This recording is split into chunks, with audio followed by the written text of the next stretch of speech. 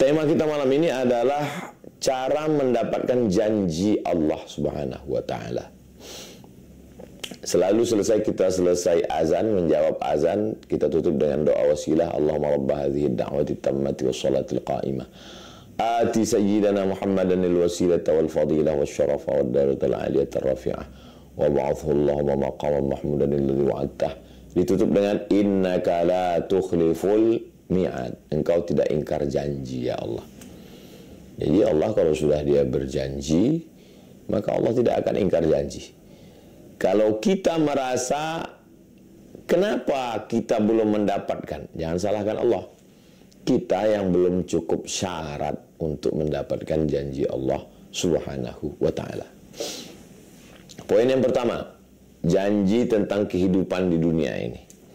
Kenapa Muslim itu miskin, susah, melarat, negara berkembang, negeri ketiga, negeri yang kumuh, berapalah yang maju, itu pun karena minyak.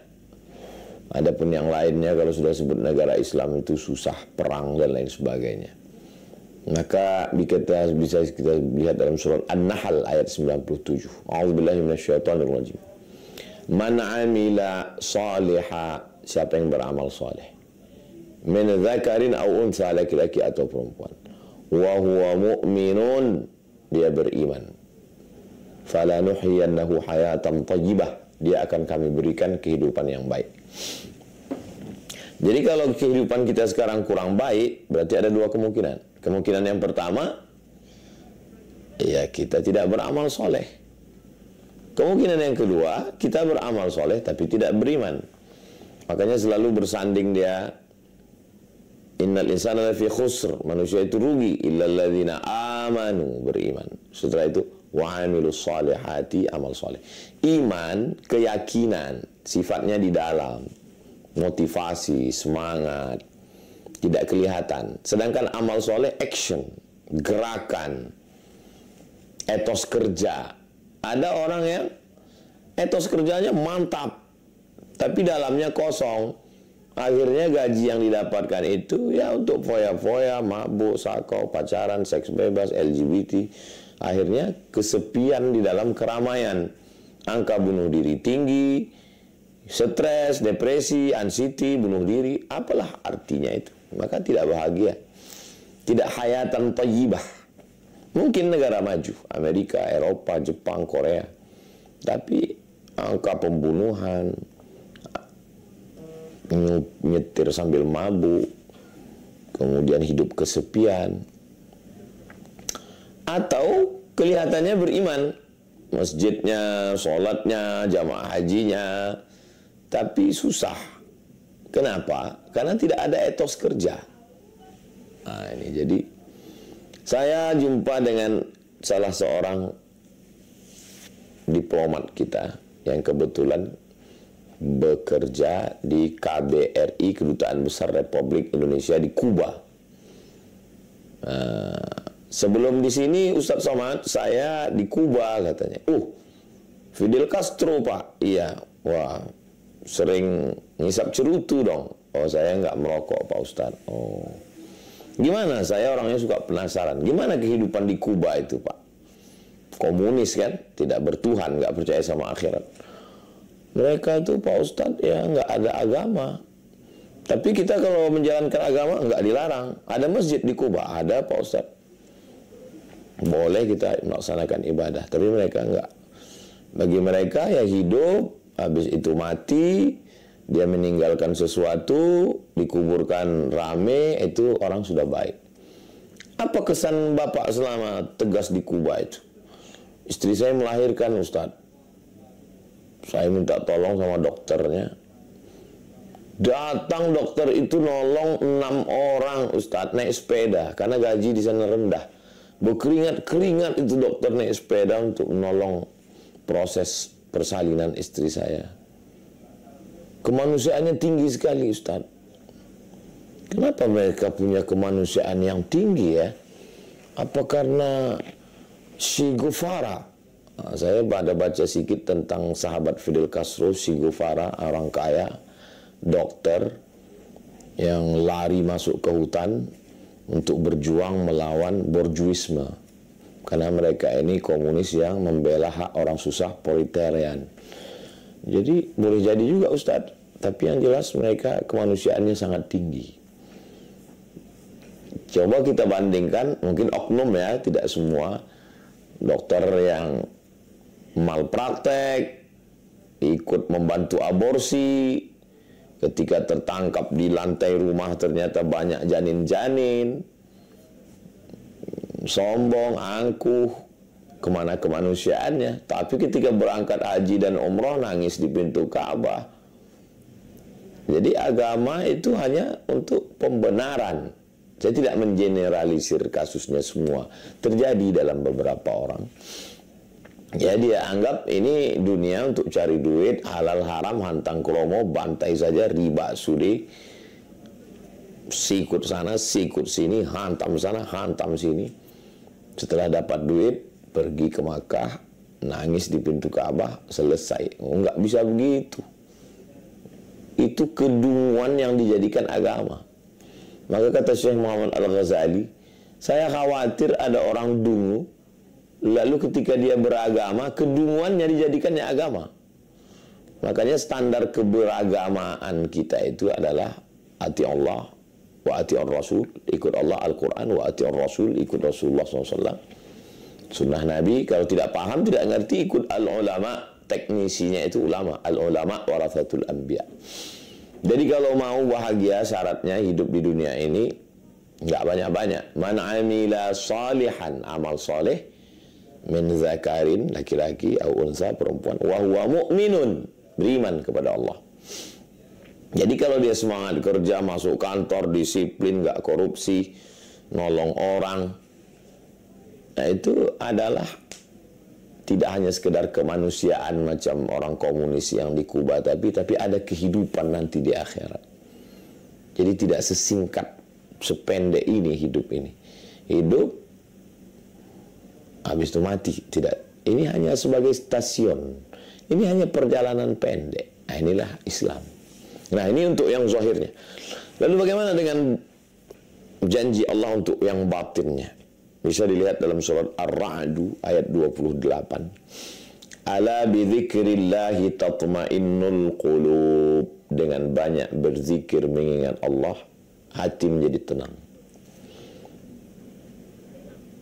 Apa yang paling jahat di badan kita ini? Yang paling jahat di badan kita kolesterol. Apalagi gula. Apalagi asam lambung, apalagi asam urat. Bukan. Yang paling jahat adalah pikiran. Nanti kalau begini, tekanan segala macam, akhirnya naik asam lambung, naik asam urat, naik diabetes, gula, naik kolesterol. Makanya orang gila sehat. Kenapa orang gila itu sehat? Ya karena dia nggak mikir. Makan tidur, lebih sehat dia dari kita. Nah, jadi janji Allah Subhanahu wa taala, ala bi dzikrillah tatmainnul qulub. Dengan berzikir hati akan menjadi tenang. Jadi ketika pikiran kita ini banyak, kita memikirkan sesuatu yang tidak mestinya kita pikirkan. Nanti kalau begini akan begini, gini akan begini, ini akan begini, ini akan, padahal tidak separah itu, tidak sedahsyat itu. Jadi ya kita berusaha, berikhtiar, beramal, beriman, tawakal, berdoa, serahkan pada Allah. Habis itu, ala bidzikrillah, ingat Allah, subhanallah, subhanallah, alhamdulillah, alhamdulillah, subhanallah, alhamdulillah, la ilaha illallah, Allahu akbar, la ilaha illallah, la ilaha illallah, Allahumma salli ala sayyidina Muhammad. How you can stop your mind? Bagaimana Anda menghentikan pikiran Anda? Menghentikan pikiran nggak bisa. Tangan ini dihentikan, oke, bisa. Mulut ini dihentikan, tapi menghentikan pikiran. Makanya kata Habib, banyak-banyak sholawat ya. Itu sebenarnya adalah, apa kata Kiai? Banyak-banyak tawassulan ila hadratin Nabi Mustafa Al-Fatihah, ila Syekh Abdul Qadir Al-Jilani Al-Fatihah, Syekh Bahauddin An-Naqsyabandi Al-Fatihah. Sebenarnya baca istighfar banyak-banyak, sholawat banyak-banyak, Al-Fatihah banyak-banyak, Allah, Allah, Allah, Allah, Allah 5.000. Itu sebenarnya untuk mengalihkan konsen dari ini ke sini. Karena nggak selesai dengan ini. Nggak selesai masalah hidup ini dengan ini. Maka janji Allah, kalau kau berzikir, hatimu akan tenang. Kenapa saya belum tenang? Ya karena nggak berzikir. Coba beli tasbih digital itu. Di jalan, sambil nyetir, sambil bawa motor. Allahumma sholli ala sayyidina. Itu nggak terasa tuh 100, 200, tiba-tiba udah 1000. Rupanya sehari itu kita udah berselawat 1000. Daripada ngomong nggak sentuh arah, daripada scroll. Nah, lalu kemudian yang berikutnya, poin yang ketiga, hidup ini dua, zahir, amal soleh, iman, batin, hati tenang. Udah. Terus apalagi fase proses level yang akan kita jalani? Mati. Bisa dalam surat, lihat Fussilat ayat 30. Innal ladzina qalu rabbuna Allah. Orang yang mengucapkan rabbuna Allah, Tuhanku Allah. Tsumma istaqamu, dia istiqamah. Istiqamah dia di situ. Senang sholat, susah sholat, lapang sholat, sempit sholat, kaya sholat. Ya, istiqamah. Tatanazzalu alaihimul malaikah, turun malaikat. Waktu sakratul maut itu turun malaikat. Apa kata malaikat? Alla takhafu, jangan kau takut. Wala tahzanu, jangan kau sedih. Ini janji Allah ini. Ternyata orang yang mau mati itu ada dua perasaan. Perasaan yang pertama takut. Takut sakratul maut, takut mungkar nakir, takut pertanyaan, takut azab kubur, takut hari kiamat, takut titian siratal mustaqim, takut hisab, takut masuk neraka. Janji Allah, kalau kau istiqamah, alla takhafu, jangan takut. Yang kedua, sedih. Sedih meninggalkan istri, sedih meninggalkan anak, sedih meninggalkan jamaah, sedih meninggalkan rumah, sedih meninggalkan mobil, motor, harta, kawan-kawan semua. Kata malaikat, wala tahzan. Setelah itu hilang takutnya, hilang sedihnya, ditanamkan kebahagiaan. Wa absyiru, berbahagialah. Wa absyiru bil jannati allati kuntum tu'adun. Berbahagialah engkau mendapatkan surga yang dijanjikan Allah Subhanahu wa taala. Ini janji Allah. Sebetulnya hidup kita itu kan nggak banyak, cuma 3 aja. Hidup sekarang di dunia, mau senang, mau bahagia, amal soleh, beriman. Kemudian hati tenang, zikir. Matinya husnul khatimah, istiqamah. Islam yang simple, jangan diribet-ribetkan, tapi jangan pula terlalu memudah-mudahkan. Sholat ditawar-tawar, ya tidak begitu. Udah selesai, terus masuk liang kubur. Alamnya alam kubur, atau disebut juga dengan alam barzakh. Apalah yang bisa kita usahakan? Apa janji Allah untuk kita di sana? Sekarang tahun 1446. Imam Syafi'i meninggal 204. Berarti dia sudah di sana lebih 1200 tahun. Imam Syafi'i itu meninggal umurnya 54. Lahir 150 di Gaza, Palestina. Meninggalnya di Mesir 204. Hidupnya cuma 54 tahun. Tapi di alam kuburnya sekarang sudah 1200 tahun lebih. Lalu selama 1200 tahun, kalau dibanding-banding, hidup cuma 54 tahun. Tapi di alam kubur 1200 tahun. Apa yang perlu kita siapkan? Setiap detik di dunia ini, tik, tik, tik, tik, tik, tik. Tidak pernah dunia ini kosong dari orang menyebut Syafi'i. Tik, tik, tik, tik. Syafi'i, Syafi'i, Syafi'i, Syafi'i, Syafi'i, Syafi'i. Ini sekarang nih, berapa orang yang menyebut qala al-Imam Syafi'i di Mesir, di Jawa, orang baca kitab Syafi'i. Maka kalau mau kita punya investasi yang tidak putus adalah ilmu pengetahuan. Ilman 'allamahu wa nasyarahu. Makanya jangan heran di zaman penjajahan, zaman sulit, zaman payah, kok Mbah Hashim punya pondok. Ini pondok Mbah Hashim, Tebu Ireng. Ini pondok Mbah Wahab, Tambak Beras. Ini pondok Mbah Bisri Sansuri. Ini pondok Darul Ulum. 4 pondok besar di kota yang sama di Jombang. Kan kalau berpikirnya sekarang, kalau orang mikir sekarang aja, sekarang, ya udahlah, udah selesai lah itu udah. Zaman dulu, zaman penjajahan, susah. Karena mereka mikirnya bukan saat itu, mereka mikir apa yang mengalir untuk saya, dan ke-4 pondok itu mengalir untuk ulama-ulama itu luar biasa. Cara berpikir mereka itu luar biasa. Syekh Sulaiman Tunuhan dari Turki sudah meninggal dunia. Sekarang lebih dari 150 negara. Ilman 'allamahu wa nasyara. Saya enggak kiai Ustaz, saya enggak ulama. Ya, datang ke pondok, tanya, "Yai, berapa di sini anak yatim, fakir miskin, duafa yang bisa saya bayarkan uang sekolahnya setahun, 2 tahun, 3 tahun, 5 tahun?" Dia akan tamat, dia akan jadi kiai, dia akan jadi ulama, dia akan mengajar. Kita dapat amal jariahnya. Belikan beras, buatkan sumur bor, mengalir. Yang nyampaikan ini siapa? Nabi Muhammad SAW. Sahih hadisnya Ustaz. Sahih. Di mana? Dalam Sunan Ibni Majah. Ilman 'allamahu wa nasyara. Imam Hanafi, Imam Maliki, Imam Syafi'i, Imam Hanbali, Imam Ibnu Hajar Al-Asqalani, Imam An-Nawawi, Imam Jalaluddin Abdurrahman As-Suyuti.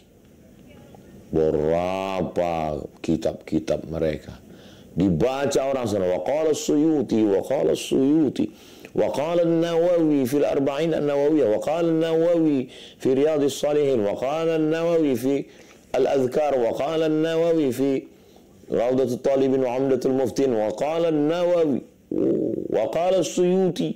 Semua pondok di Indonesia membaca kitab Al-Jalalain, Imam Jalaluddin Al-Mahalli, Imam Jalaluddin As-Suyuti, mengalir pahala. Maka jangan pernah bosan untuk mengajar. Saya subuh Rabu menyempatkan untuk baca Riyadhus Shalihin. Subuh Selasa, subuh Kamis, subuh Jumat. Kalau kebetulan pesawatnya berangkat jam 7, tapi kalau nggak terkejar, nggak bisa ngajar. Saya sempatkan untuk baca Riyadhus Shalihin, baca Jalalain, supaya nanti anak-anak santri ngajar ya sedikit banyak ngalir pahalanya. Ngajar Al-Fatihah. Maka setiap ceramah, mari kita tahsin perbaiki Al-Fatihah. A'udzubillahi minasyaitonir rajim. Kenapa Ustaz mengajarkan Al-Fatihah? Saya mau jadi guru ngaji, supaya ketika orang membaca Al-Fatihah, ya mengalir pahalanya. Lalu kemudian apa lagi kira-kira yang bisa kita dapat janji Allah supaya bahagia kita di alam kubur? Waladan salihan, anak yang soleh. Masukkan ke pondok, masukkan ke boarding school, masukkan ke IT. Nanti dia jadi polisi, jadi tentara, dia amar ma'ruf nahi munkar, dia akan doa Rabbi fili wali walidayya warahmuma kama rabbayani shaghira. Apalagi mushafan warathahu, mewakafkan mushaf. Memang trennya di kampung saya orang wakaf surat Yasin, kalau meninggal surat Yasin. Itu sebenarnya karena memang dulu susah untuk wakaf Quran. Makanya orang wakaf Yasin, pendek, murah. Maka kalau mampu wakaf tafsir, wakaf Quran, itu bagus sekali. Apalagi diberikan Allah SWT punya uang, masjidan banahu, bangun masjid. Ini pun masjid. Cobalah lihat raja-raja, sultan-sultan bangun masjid. Kenapa? Bung Karno, Masjid Istiqlal. Pak Harto, Masjid Muslim Pancasila. Masjid At-Tin Taman Mini. Ya namanya manusia tentu ada dosanya, terlepas dari. Tapi kita lihat uzkuru mahasina mautakum. Jenderal Yusuf, markas Islami di Makassar. Jadi mereka ini ingin meninggalkan legasi sesuatu. Apalagi yang bisa menolong kita? Baitan libni sabil. Kalau dulu Ibnu Sabil itu putus belanja, musafir, kita bangunkan rumah. Rumah gratis musafir. Sekarang pun bisa juga. Berapa banyak orang musafir nggak tahu mau nginap di mana. Tapi kalau yang paling efektif untuk sekarang, kita bangunkan satu. Oke, yang punya kos-kosan. Punya kos-kosan 100 pintu. 3 pintu untuk anak yatim, fakir, miskin, duafa, berprestasi. Cerdas anak ini, di pondok hafal Quran, tapi bapaknya susah, nggak ada uang. Di kampus dia gratis memang. Makanya banyak yang tinggal di masjid, jadi imam, mulia, berakhlak, mereka mujahid luar biasa.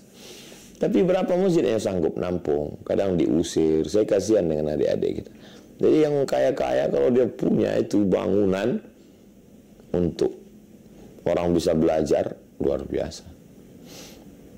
Kemudian nahran ajrahu, mengalirkan sungai. Apa maksud mengalirkan sungai? Menyediakan persediaan air. Kalau tempat kita sekarang buat sumur bor. Sumur bor. Siapa yang buat sumur bor di Gunung Kidul dulu? Itu kan yang membuat sumur bor di Gunung Kidul itu kan Romo Mangun, pendeta. Beliau membuat itu karena kemanusiaan. Lalu kemana orang Islam? Kenapa nggak buat sumur bor?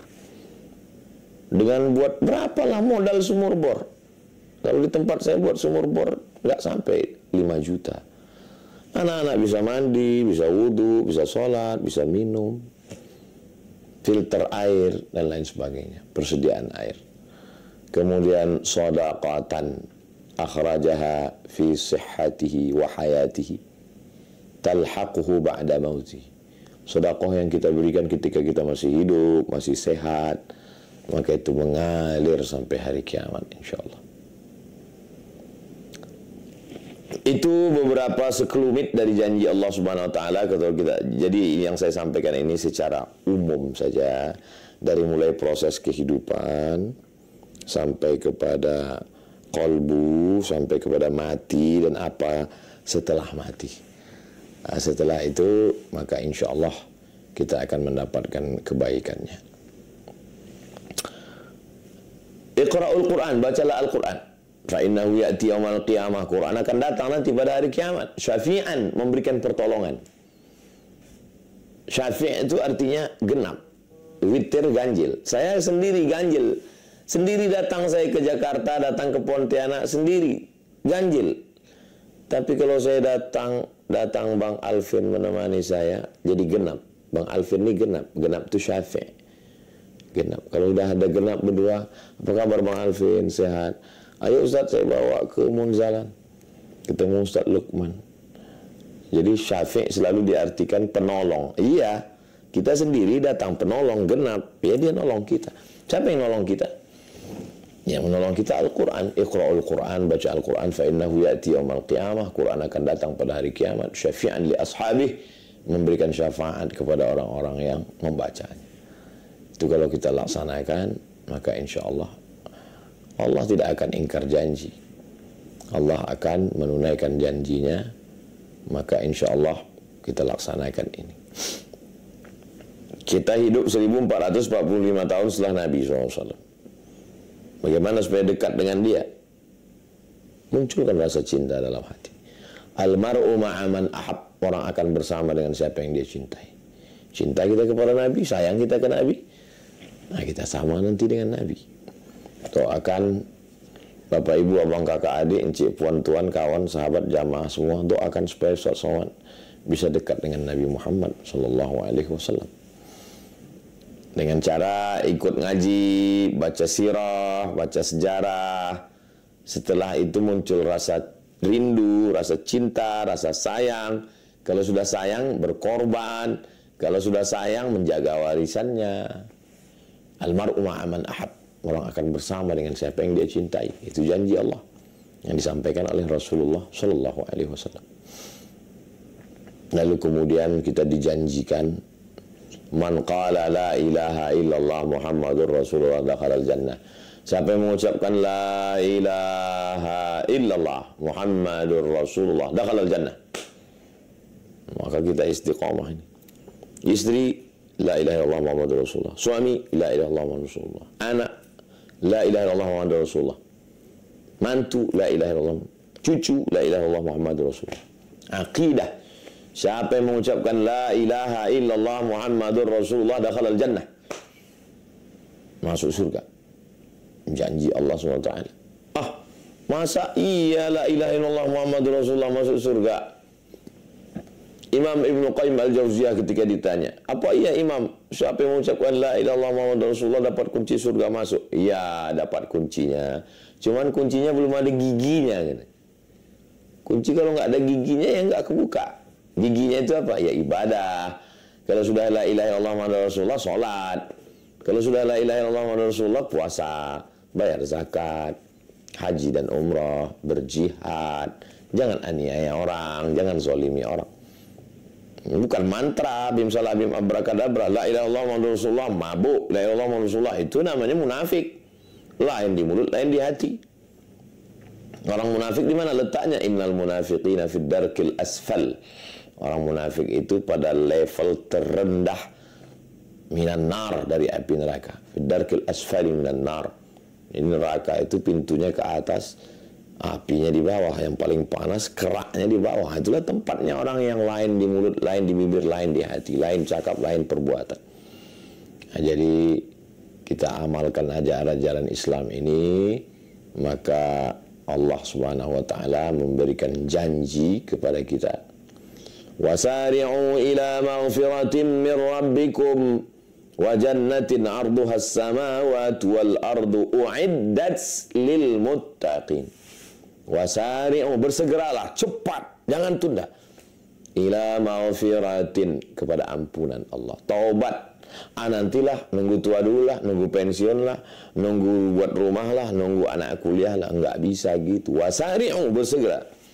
Wasari'u ila maghfiratin min rabbikum wa jannatin, bersegera berlomba-lomba untuk dapatkan surga Allah. Arduhas samawati wal ard, luasnya seluas langit dan bumi. Untuk siapa? U'iddat lil muttaqin, yang dijanjikan Allah untuk orang-orang yang bertakwa.